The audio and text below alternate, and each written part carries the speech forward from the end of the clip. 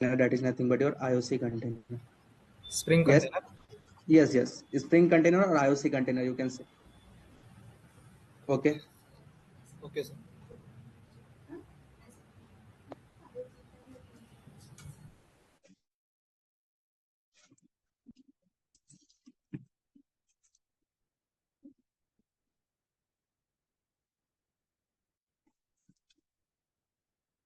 Sujal, hello. Hello. Sujal, are you there? Yes, sir. Okay. Can you explain me by what is the difference between by name mode and by type mode? Sir by name में ना क्या करते हैं, वो जो अपना variable का name रहता है ना मेन Yes. के अंदर, Yes. उसके थ्रू वो डेटा लिखता है। और बाय टाइप में वो अपन जो क्लास के अंदर देते हैं ना, Yes. तो इसका नेम क्लास का नेम बाय टाइप, तो बाय टाइप उसके थ्रू इंजेक्ट करता है data. Okay. Very good. Okay. I think everyone concept is clear. Yes sir. Okay. Yes, everyone. Yes sir. तीन कॉन्सेप्ट अभी तक हमने किया, ठीक है। IOC container, DI and auto wiring. I think ये तीनों कॉन्सेप्ट क्लियर है। Yes everyone. Yes sir. Yes sir. Okay. So XML part हमारा यहाँ पे डन होता है, क्योंकि हमने देखा था कि autowiring we can achieve by using two way. So first one जो आपका था वो XML बेस्ड था, जो यहाँ पे डन हो गया। XML में आप डिफरेंट मोड्स यूज कर रहे थे, by name, bye type and और हमारे पास क्या था, एक कंस्ट्रक्टर था। ओके, सो ये तीन मोड हमने यूज किया, जिस तीन मोड से हम यहाँ पे डिपेंडेंसी ऑटोमेटिक यहाँ पे इंजेक्ट हो जा रही है। अब जो इसका सेकंड वे था अचीव करने का, वो था एनोटेशन बेस। सो अगर मुझे एनोटेशन बेस यूज करना है तो हम क्या कर सकते हैं, तो यहाँ पे ध्यान से देखना, आपको एक दो स्टेप्स करने पड़ेंगे यहाँ पे। सबसे पहले तो अगर मुझे एनोटेशन बेस करना है तो यहाँ पे XML बेस रिमूव करना पड़ेगा। यस और नो? Yes sir. ओके, तो आप यहाँ पे क्या करो, इस XML को रिमूव कर दो। जस्ट मैंने यहाँ पे इस चीज को रिमूव कर दिया। ओके, अभी रिमूव कर दिया तो अभी तो ऑटो वायर है नहीं, तो डेफिनेटली अगर मैं अपने प्रोग्राम को रन करूंगा स्प्रिंग कोर के अंदर,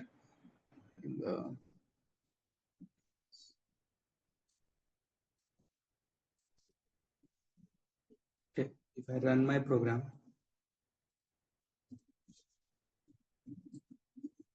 सो डेफिनेटली ये कोर्स यहाँ पे आपका नल आएगा, क्योंकि वैल्यू यहाँ पे इंजेक्ट हो ही नहीं पा रही है और आपने ना ही किया।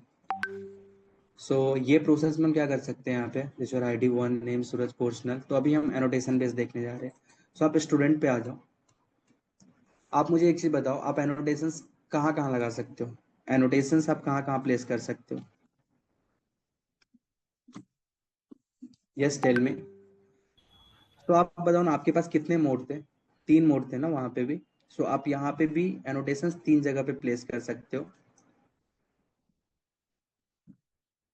above property name, above property, above setter, above construct। ये तीन में से आप कहीं पे भी कर सकते हो, above construct। क्लियर है मैंने क्या क्या बोला? आप प्रॉपर्टी नेम के ऊपर डिफाइन कर सकते हैं एनोटेशंस, आप सेटर मेथड के ऊपर डिफाइन कर सकते हो आपका जो एनोटेशन है वो, और आप कंस्ट्रक्टर के ऊपर डिफाइन कर सकते हो जो भी आपका एनोटेशन है। ठीक है। सो अगर आप अबव प्रॉपर्टी के ऊपर करते हो तो इसी को हम क्या बोलते हैं, जो अभी किसी ने आंसर दिया था कि there are the three types of DI ना, तो यहाँ पे आपका फील्ड इंजेक्शन इसके थ्रू होता है, क्योंकि ये फील्ड ही है ना। So this is known as a field injection. If you are using @ autowire annotations above your properties, that time we can achieve a field injections. Okay, वहां पे आप फील्ड के थ्रू वैल्यू इंजेक्ट होगी। अगर आप above shutter रखोगे तो definitely shutter के थ्रू होता है यहाँ पे चीजें, तो इसी को हम सेटर इंजेक्शन बोलते हैं। ओके, एंड अगर आपने कंस्ट्रक्टर के ऊपर अप्लाई किया है @ऑटो वायर एनोटेशंस, तो यहाँ पे डेफिनेटली वी बल्कि इसको हम क्या बोलेंगे, कंस्ट्रक्टर इंजेक्शंस बोलते हैं। ओके, इसको हम कंस्ट्रक्टर इंजेक्शन बोलते हैं। यस। सो चलते हैं हम यहाँ पे प्रॉपर्टी के ऊपर अप्लाई करते हैं। सो किसके ऊपर लगेगा, क्या ID के ऊपर लगेगा क्या? Yes tell me. No sir. Okay, बोलने का आर्या, नहीं। तुम बताना मुझे कि नेम के ऊपर एनोटेशन लगेगा क्या @auto है? हेलो आर्या,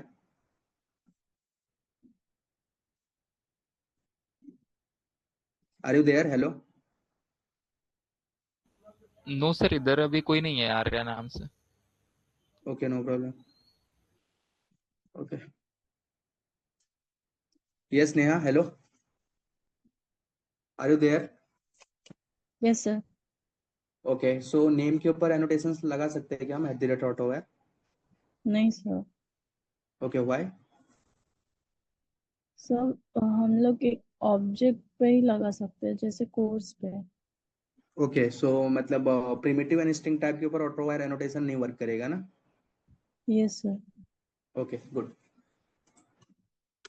सो आप यहाँ पे आओगे और इसके ऊपर आप @auto वायर लगाओगे यहाँ पे। तो एनोटेशन आई थिंक आपको पता है, लिखोगे, ऑटो लिखे कंट्रोल स्पेस प्रेस करना, आपको यहाँ पे ऑटो वायर एनोटेशन अप्लाई होगा। सो अगर ऑटो वायर एनोटेशन अप्लाई हो गया, ध्यान देना इस चीज को, अगर मेरा यहाँ पे ऑटो वायर एनोटेशन अप्लाई हो गया तो मैं अगर टेस्ट में जाता हूँ, ठीक है, जस्ट वेट, अगर मैं टेस्ट में जाता हूँ and if I run this file, तो मुझे यहाँ पे आना चाहिए था, क्योंकि हमने एनोटेशन बेस में तो यही करना है ना। एनोटेशन बेस में और क्या करोगे आप आए यहाँ पे @auto वायर लगाए, बस हो गया। बट फिर भी यहाँ पे नल आ रहा है।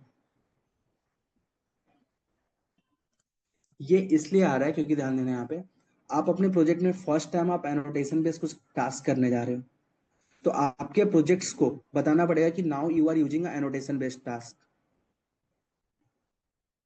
सो उसके लिए आपको यहाँ पे config.xml में जाना है और आपको अपने एनोटेशंस को इनेबल करना पड़ता है। वो आप कैसे इनेबल करते हो? सो जस्ट आपको यहाँ आना है, यहाँ पे देखो, यहाँ पे है ना आपके पास कॉन्टेक्स्ट स्कीमा दिख रही है क्या? ये देखो कॉन्टेक्स्ट की स्कीमा दिखती रहेगी ये 2 लाइन में। एवरीवन इन योर XML, जब आप स्कीमा कॉपी किए थे फ्रॉम इंटरनेट, ठीक है, तो वहां पे आपके पास ये ना कॉन्टेक्स्ट की 2 स्कीमा दिखती रहेगी। अगर ये कॉन्टेक्स्ट की 2 स्कीमा दिख रही है तो आप यहाँ पे ना राइट डाउन करो कॉन्टेक्स्ट। जैसे आप CON लिखोगे ना, तो आपको यहाँ पे कॉन्टेक्स्ट एनोटेशन कॉन्फिग दिखता रहेगा। यस एवरीवन, दिख रहा है? कॉन्टेक्स्ट एनोटेशन कॉन्फिग दिख रहा है? जैसे यस आप सर, इसको दिख रहा एंटर करोगे, जैसे आप इसको एंटर करोगे ना, तो इससे क्या हुआ, जैसे आपने ये यहाँ पे लगाया तो इसका मतलब हो गया कि अब जितने भी एनोटेशंस है उसको भी तुम स्कैन करो, उसको भी तुम स्कैन करो। अगर स्कैन होगा तो डेफिनेटली जो उसका टास्क है वो अपना टास्क करेगा। अभी तक क्या हो रहा था, आपके प्रोजेक्ट को पता ही नहीं है कि आप एनोटेशन बेस भी कुछ काम कर रहे हो, क्योंकि कभी भी ना कोई भी प्रोजेक्ट आप जावा के अंदर क्रिएट करते हो तो जो सबसे पहली फाइल आपकी जो रीड होती है ना, वो आपकी XML फाइल ही है। अगर आपको पता हो तो जो आप सर्वलेट जब आप क्रिएट करते थे, यस, तो सर्वलेट में भी आपके पास एक ना फाइल होती थी, that is nothing but web.xml, जो कि वेब INF फोल्डर के अंदर रहता था। यस, और उस फाइल को हम डिप्लॉयमेंट डिस्क्रिप्टर नाम से भी जानते हैं। सो उस web.xml फाइल में आपके पास ना एक वेलकम फाइल लिस्ट करके एक टैग होता था। किसी को पता है क्या? हेलो। Yes sir. अब वहां पे ना एक वेलकम फाइल लिस्ट करके ना एक टैग होता था, और उस टैग के अंदर ना आप अपना वेलकम फाइल डिफाइन करते थे। What is in my welcome file? Welcome file का कॉन्सेप्ट का मतलब ये होता है कि whenever we run our projects, okay, so जो हमारे पास सबसे फर्स्ट फाइल जो ओपन होगी ना, जो भी हमारी सबसे फर्स्ट HTML फाइल जो रेंडर होगी यूजर को UI पे, उस फाइल को हम एज अ वेलकम फाइल बोलते हैं। सो मोस्टली आप क्या करते हो, आपकी जो वेलकम फाइल होती है वो that is nothing but index.html। Okay, तो आप उसकी कॉन्फ़िगरेशन भी वहीं पे करते थे, क्योंकि जब आप प्रोजेक्ट रन करोगे तो आपकी एंटायर प्रोजेक्ट रन होगी, कोई स्पेसिफिक फाइल थोड़ी ना रन करते हो। ओके, सो ये जितनी भी कॉन्फ़िगरेशन रिलेटेड चीजें होती है जावा के अंदर, वो आप XML फाइल में रखते हो। सो इसके लिए सबसे पहले जो आपकी सबसे पहली फाइल जो सर्वलेट में रन होती है वो web.xml फाइल थी। वहीं से सारी चीज कॉन्फ़िगरेशन होती थी। अगर याद हो तो सर्वलेट की भी मैपिंग आप कहाँ पे करते थे? वहीं पे करते थे। यस और नो? Yes sir.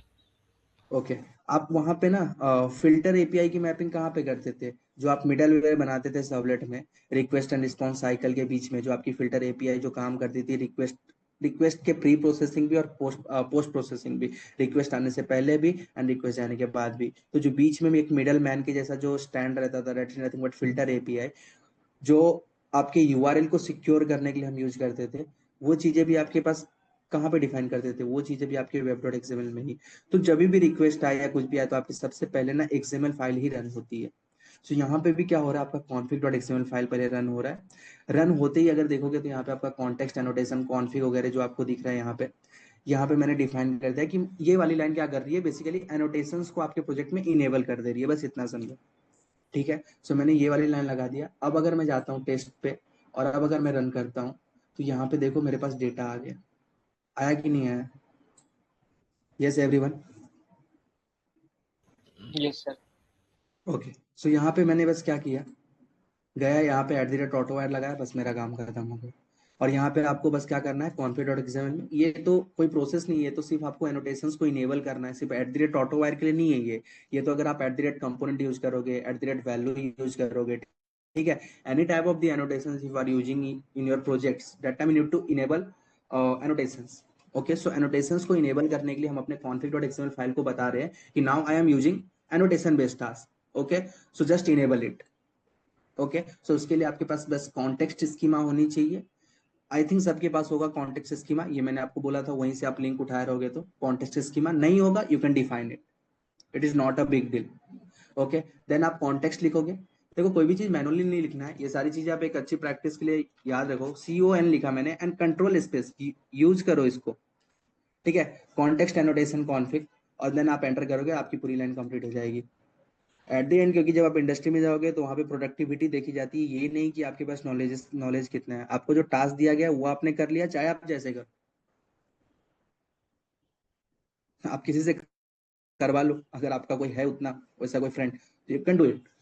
ओके, उनको टास्क होने से मतलब है आप कैसे कर रहे हो। आप ऐसा नहीं कि अगर आप मैनुअली लिख रहे हो, आप सब कुछ अपने माइंड से कर रहे हो तो आपको मतलब ज्यादा एप्रिसिएशन मिलेगा, ऐसा कुछ नहीं होता इंडस्ट्री में।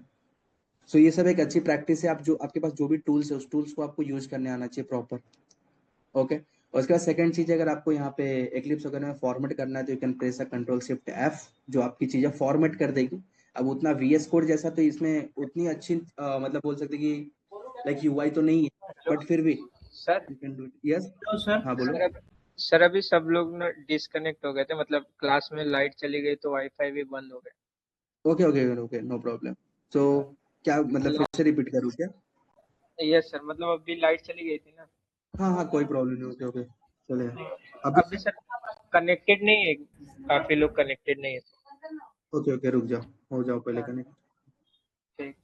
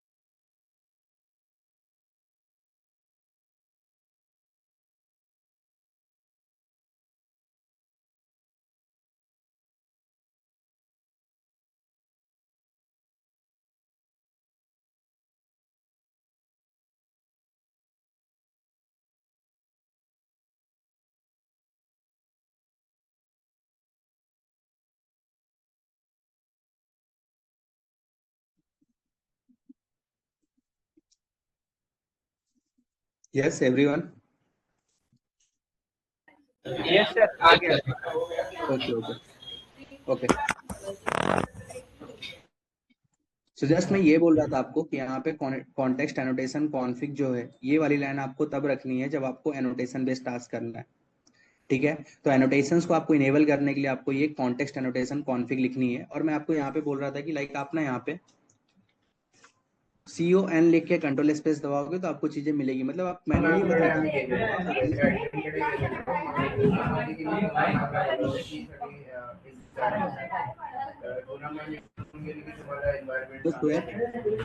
हेलो हेलो शुएब,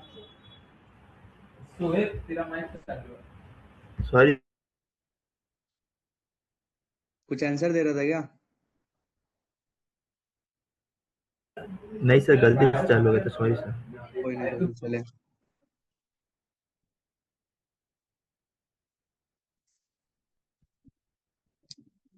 ठीक है, आई थिंक यस एवरीवन, ये क्लियर है? Yes sir, clear. तो बोलो माइक बंद करने के। हेलो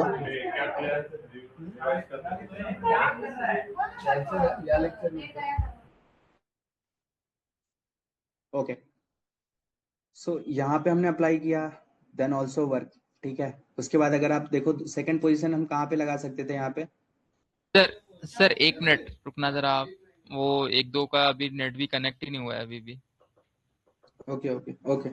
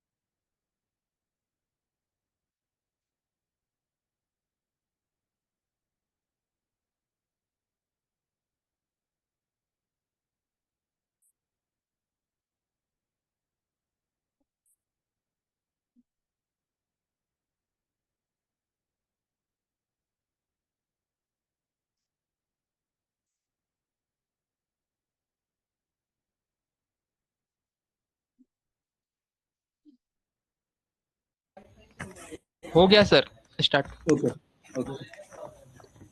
तो फर्स्ट पोजीशन तो हमने देख लिया यहाँ पे। Yes I think screen share है ना? Yes sir, screen okay, share. तो फर्स्ट हमने क्या देखा कि आप प्रॉपर्टी के ऊपर अप्लाई कर सकते हो। ठीक है, सेकंड हमारे पास क्या पोजीशन है कि आप सेटर मेथड के ऊपर भी आप अप्लाई कर सकते हो। तो अगर मुझे सेटर के ऊपर अप्लाई करना है तो मैं क्या करूंगा, यहाँ से आप कट करो एंड नीचे आपका सेटर कौन सा है, किस सेटर के ऊपर लगेगा, सेट कोर्स के ऊपर। तो आप यहाँ पे भी अप्लाई कर सकते हो। अगर मैंने यहाँ पे अप्लाई किया, गो इनसाइड अ टेस्ट, सो यहाँ पे भी आपका डेटा आ चुका है। सो आप सेटर के ऊपर अप्लाई करोगे तो भी आपकी चीजें चल जाएगी। नेक्स्ट आपके पास एक लास्ट पोजीशन कहाँ पे बचा हुआ है?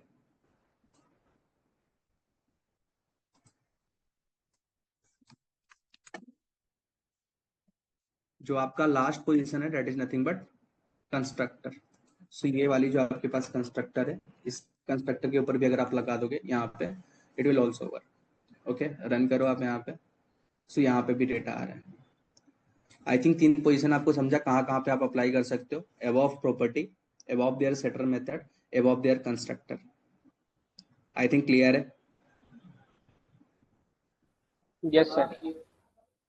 ओके ठीक है, सो ये तो आप अप्लाई कर लोगे। आई थिंक इसमें कुछ बहुत बड़ा प्रॉब्लम नहीं होना चाहिए, इश्यूज नहीं होना चाहिए, डेटा आ जाना चाहिए। ठीक है, अब देखना यहाँ पे ना एक प्रॉब्लम अराइज होगा, बट बेस्ट प्रैक्टिसेस कहाँ पे डिफाइन करनी चाहिए। तो एक बेस्ट प्रैक्टिसेस है कि आप हमेशा ना प्रॉपर्टी के ऊपर डिफाइन कर लिया करो, यहाँ पे डिफाइन कर लिया करो ये चीजें। ठीक है, मैं ये रिकमेंडेड करूंगा कि आप हमेशा प्रॉपर्टी के ऊपर डिफाइन करो, जो कि सही रहेगा। ओके, अब मुझे ये चीज मुझे बताओ कि अगर मैंने यहाँ पे ऑटो वायर लगाया, ठीक है, और ये क्या देख रहा है, ये कहीं ना कहीं ये कोर्स को आइडेंटिफाई कर रहा है, ठीक है, कोर्स नाम का ऑब्जेक्ट होना चाहिए यहाँ पे। सो अगर आप जाके देखोगे क्या पक्का ये कोर्स से ही डिटेक्ट कर रहा है? मैं बोला अब चेंज करके देख लो ना। आप इस कोर्स है ना, इसको आप सपोज करो आपने C1 कर दिया, और यहाँ पे आप फाइल को रन कर लो फिर से, you can go inside, Ctrl+S करो एंड यहाँ पे आप रन करो, ठीक है। ओके, सो यहाँ पे इतना फिक्स हो गया कि इस नेम के थ्रू ये डिटेक्ट नहीं हो रहा है, ये क्लास नेम के थ्रू डिटेक्ट हो रहा है। मतलब क्लास नेम के थ्रू डिटेक्ट, अगर नेम के थ्रू ये डिटेक्ट होता तो यहाँ पे तो आपने कोर्स रखा था और यहाँ पे आपने C1 रख दिया, बट फिर भी वो इसकी डिपेंडेंसीज में डाल दे रहा है। मतलब काइंड ऑफ ये बाइट टाइप के जैसा प्ले कर रहा है। क्यों बाइट टाइप के जैसा प्ले कर रहा है? कि बाइट टाइप में आपका नेम से कुछ लेना देना नहीं था, वो किसके ऊपर फोकस कर रहा था? वो फोकस कर रहा था आपके क्लास नेम के ऊपर। तो क्लास नेम उसका भी कोर्स है, इसका भी कोर्स है, ये डिपेंडेंसी दिखा और इसके अंदर इंसर्ट कर देगा। लेकिन देखो, अगर बाय नेम से रहता, अगर सपोज करो बाय नेम से रहता, तब एक जो प्रॉब्लम अभी मैं बताने जा रहा हूँ वो प्रॉब्लम कभी नहीं होता। दिखाता हूं मैं आपको। इसको अगर आप कॉपी कर रहे हो, Ctrl+C एंड Ctrl+V, अब दो ऑब्जेक्ट तो आप बना सकते हो। ये हमें पता है कि मैं कोर्स क्लास का दो ऑब्जेक्ट बना सकता हूँ। ऑब्जेक्ट का नेम मैं यहाँ पे रेफरेंस का नेम चेंज कर दे रहा हूँ, और यहाँ पे मैं वैल्यू सपोज करो मैं चेंज कर दी, और यहाँ पे मैंने पाइथन राइट डाउन कर दिया। तो यस, मैं कर सकता हूँ यहाँ पे। और अगर वो बाय नेम से होता तो वहां पे अगर आप कोर्स लिखते तो यहाँ पे आप कोर्स लिखते, उसकी डिपेंडेंसी इंजेक्ट हो जाती। बट यहाँ पे हो क्या रहा है? टाइप से ना। Yes, tell me. Hello. Yes sir. यहाँ पे टाइप से हो रहा है, तो आप बताओ, अगर टाइप से हो रहा है तो टाइप क्या है इसका? कोर्स है। और टाइप चेक कहाँ पे होता है? टाइप चेक होता है क्लास में। तो ये देखिए, सर क्या आपका कोई वॉइस ऐसा थोड़ा क्लास ब्रेक है हो रहा जिसे, है।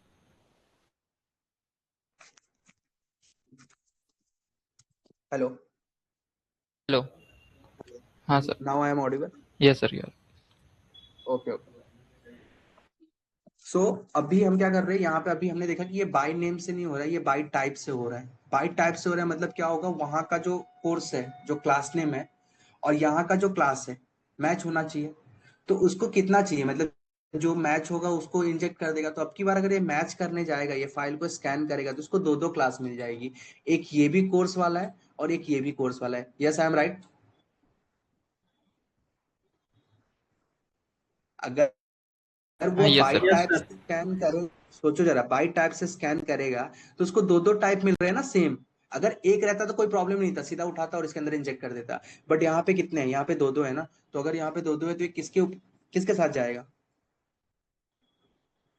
ये तो सर क्लियर ही नहीं होगा ना, तो प्रॉपर एरर दे देगा अगर ऐसा होगा तो। हाँ, तो यहाँ पे वही एरर आएगा। ठीक है, एरर क्या आएगा? एम्बिग्यूटी हो जाएगी। एम्बिग्यूटी हो जाएगी, किसको मैं इंजेक्ट करूं? यस। तो यहाँ पे जब भी मोर देन वन रेफरेंसेस अगर आ जाते हैं तो यहाँ पे प्रॉब्लम हो जाती है। अब उस प्रॉब्लम को अगर आप मैनुअली करते तो आप खुद से लिखते, रेफ में आप C1 देते तो C1 आ जाता, रेफ में आप C2 देते तो C2 आ जाता। बट यहाँ पे तो हम एक्सएमएल बेस काम ही नहीं कर रहे, तो हम इस प्रॉब्लम को कैसे सॉल्व करें? तो इस प्रॉब्लम को सॉल्व करने के लिए आपके पास एक और एनोटेशन होता है जो कि बोलते हैं @क्वालिफायर। क्या होता है @क्वालिफायर? ठीक है, जाओ यहाँ पे @ऑटोवायर। पहले तो एरर देख लेते हैं ना, ताकि हमें और समझ में आ जाए। चलो, रन किया मैंने, देखो एरर आया। और एरर आना ही था क्योंकि अभी आपने ही बताया कि दो दो है और उसको चाहिए एक। एरर देखते जरा क्या है। देखो यहाँ पे क्या लिखा हुआ है, no qualifying. Yes everyone, no qualifying bean of type this auto wire course available. आगे पढ़ोगे तो आपको दिख जाएगा। एक्सपेक्टेड कितना था उसको? एक। एक्सपेक्टेड कितना कर रहा था वो? एक। मैचिंग बीन मतलब जो बीन मैच होना चाहिए वो एक कर रहा था, बट कितना मिला उसको? बट मिला कितना उसको? 2 है सर।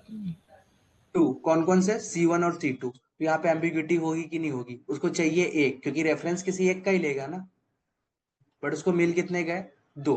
तो इस तरह की एम्बिग्यूटी को अगर मुझे रिमूव करना है, ठीक है, तो इसके लिए आप क्या एनोटेशन यूज करोगे? क्वालिफायर। कहां से क्वालिफायर? अगर आप देखोगे भी तो देखो यहाँ पे बताया है कि आपने नो क्वालिफाइंग। नो क्वालिफाइंग मतलब आपने अलग से क्वालिफाई नहीं किया है, मतलब अलग से आप डिक्लेयर नहीं किए हो, तो उस चीज को आप यहाँ पे डिक्लेयर करोगे। कैसे डिक्लेयर करोगे? तो आपको यहाँ पे @ऑटोवायर के नीचे आपको एक एनोटेशन यूज करना है। वो कौन सा एनोटेशन होता है?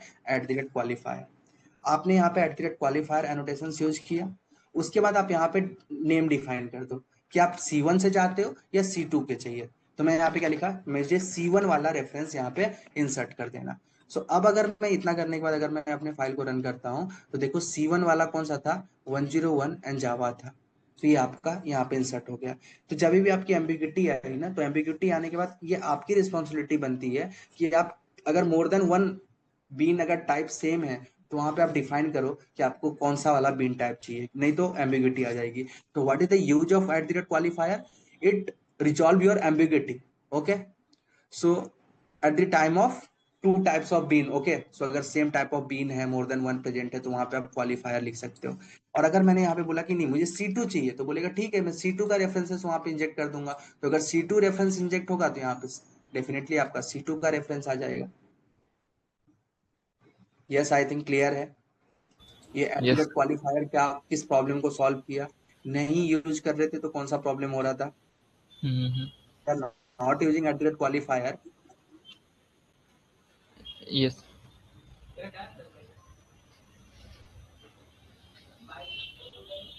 Sir. Hello. Yes, hello. Sir कोई ऐसा नॉर्मल छोटा सा कोई थ्योरी होगा क्या इसका, जैसे थोड़ा सा हाँ याद। हाँ हाँ, एट ऑटोवायर इन एट क्वालिफायर ना, एट हाँ ऑटोवायर का तो मैंने कल आपको बताया ही था।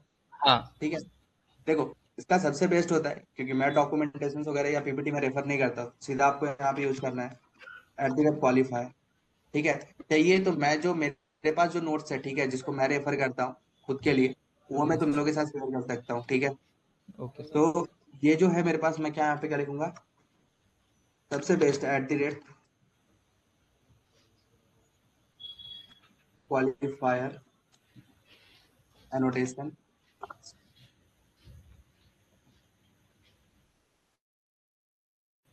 देखो दिख रहा है यहाँ पे, बस इतना पढ़ना, और देखो हर एक लाइन आपको समझ में आएगी कि नहीं आएगी।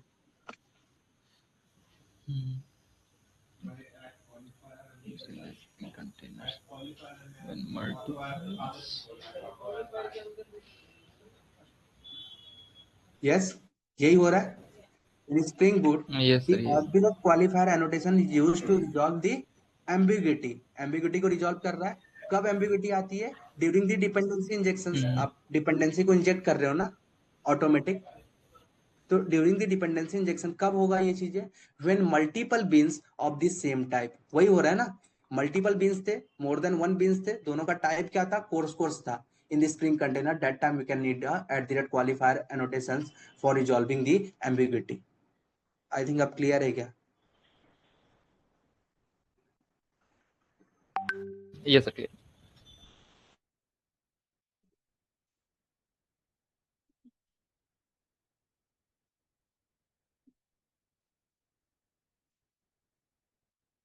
Yes Sanket, hello. Yes sir clear है सर। किसको रिपीट चाहिए था बोलना।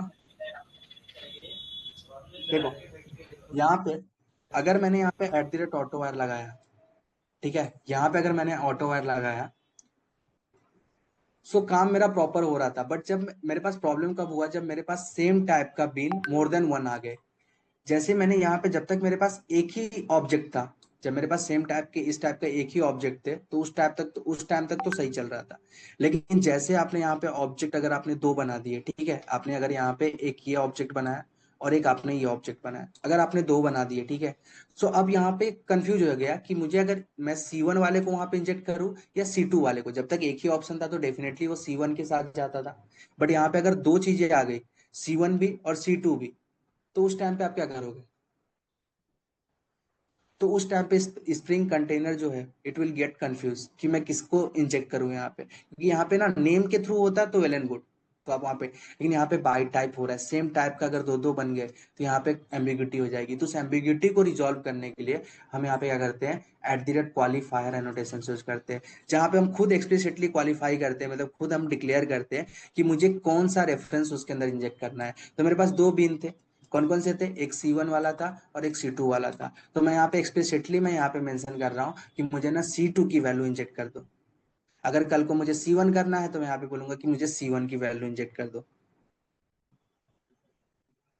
यस, आई थिंक क्लियर है क्या। Hello. Yes everyone? Yes sir. अभी हुआ क्या?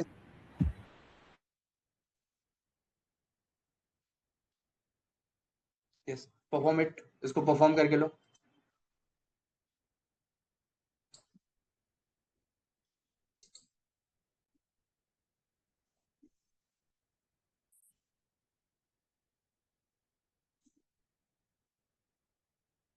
एक्सएमएल रिमूव करो, इसको ऐड ऑन करो। देन आपको यहाँ पे जाके एनोटेशंस को इनेबल करने के लिए कॉन्टेक्स्ट एनोटेशन कॉन्फिग को आप यहाँ पे राइट डाउन करो।